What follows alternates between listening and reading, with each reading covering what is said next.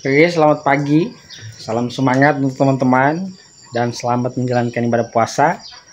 Untuk teman-teman yang menjalankan ibadah puasa, ini sudah hari ke-12 di bulan Ramadan 1445 Hijriah.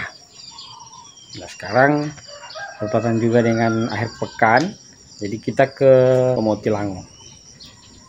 Jadi ini sudah ke-12. Jadi tinggal 3 hari lagi kita masuk di pertengahan bulan Ramadan. Jadi ini yang kedua kalinya saya di Motilango.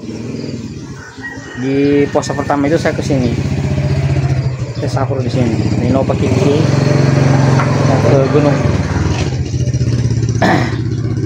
Ini view-nya teman-teman di pagi hari. Ini bagus teman-teman.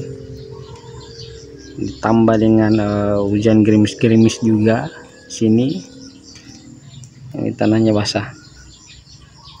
Kita sampai di situ malam, jam 8:30 malam. Dan saya tidur di saungannya Opa Kiki yang bertenda. Kita ke sana teman-teman.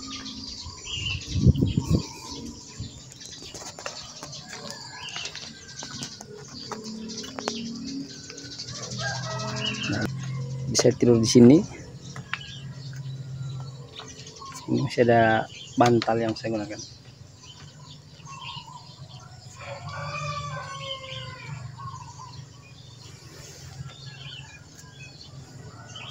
Ini tanaman yang ada di samping saungan.